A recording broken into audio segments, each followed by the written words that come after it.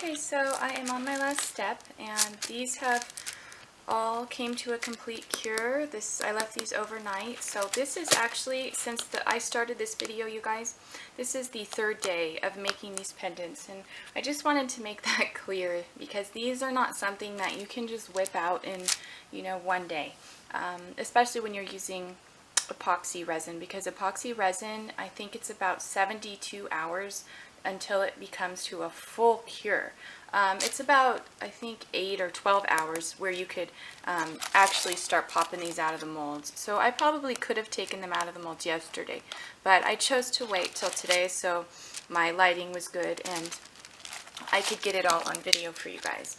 So basically what you do to, excuse me, let me sip some water here. Basically what you do to get them out of the mold is you're just going to kind of crack the mold a little bit, and then you're going to see how that kind of changes. Anyways, they will just kind of start to fall out like that. So I'm just going to kind of do that with all of them. Just kind of pop them out. And you can also kind of bang them, but I'm not going to do that for the video. It seems like they're coming out pretty easily. If they don't come out easy, you can also put them in the freezer for about 5 minutes, and they should pop right out. Some molds can be a little unruly, and the resin does not want to come out, so the freezer does work for that.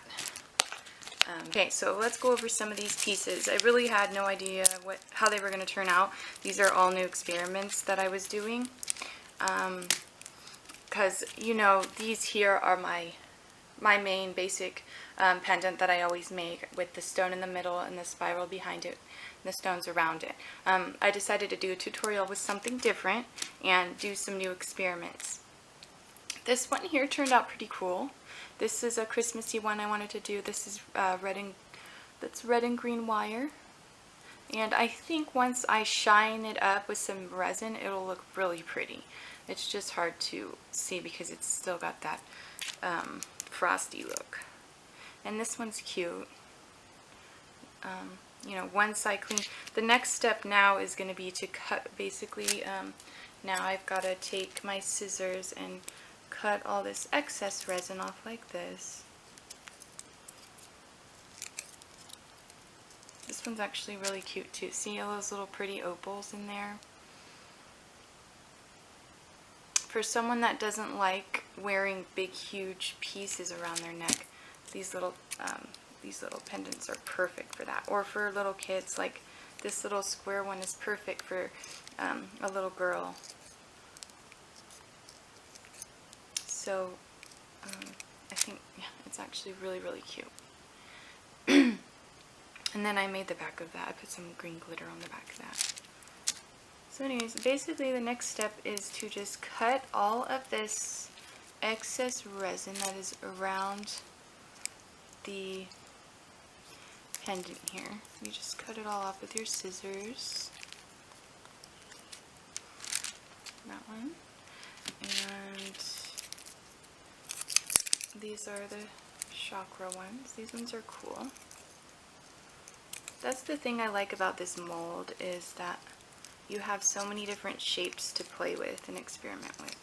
That's what's fun about it, is you're not just, you don't just have one shape. You can try different kinds and see what you like best. And that's why this is such a good starter mold for when you're just starting to make Orgone pendants. It's a great mold to start with.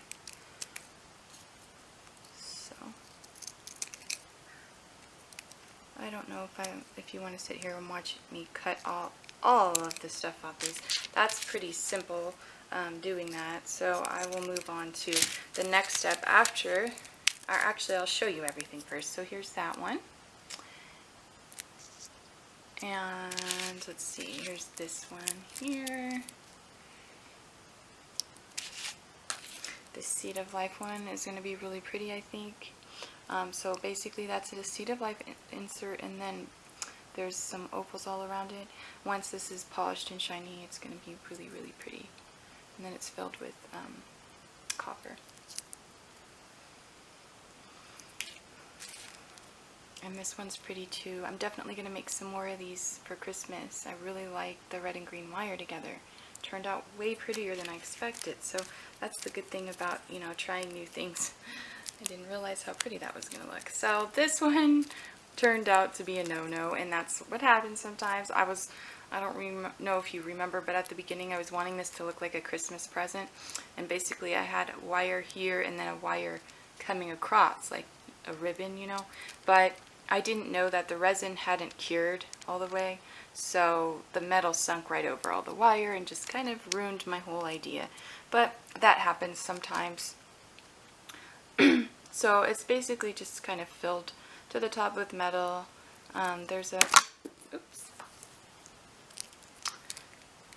There's some opals around it, and you know, I mean, it's kind of plain, but it's whatever. Oh God, it keeps jumping out of my hand. So that is the end result. Now, the next step that I'm going to show you guys is how to glue your bales on. And what I mean by bales are these little things right here. These are called glue-on bales, and these are what you put here for hanging your pendant on the necklace. So I will be back to show you guys how to do that. And actually, first let me show you guys real quick before I go. I will show you, after you cut the plastic off the sides of the pendant, if you still got some corners and some edges that aren't, you know, quite perfect, you just take a little nail file. You can get these at the dollar store, or you know, your local grocery store, drugstore, any kind of place that has nail files, and just use a good thick one, and you just kind of sand your edges, and it's really, really simple. Let me pull this back just a little bit here. Just some room.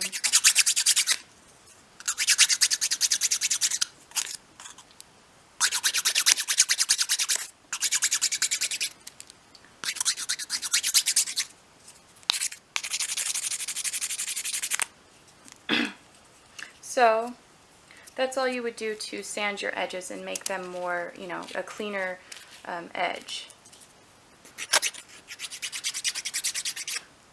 It's really simple, you guys. Really, really simple. And if for some reason you did have a little piece of metal sticking up out your back, you just take your sander and you could just sand it on that, and it'll dull out the metal so that it's not poking you. And anyway, so I will be back for the next step on how to glue on your little bale piece. Okay, thanks for watching.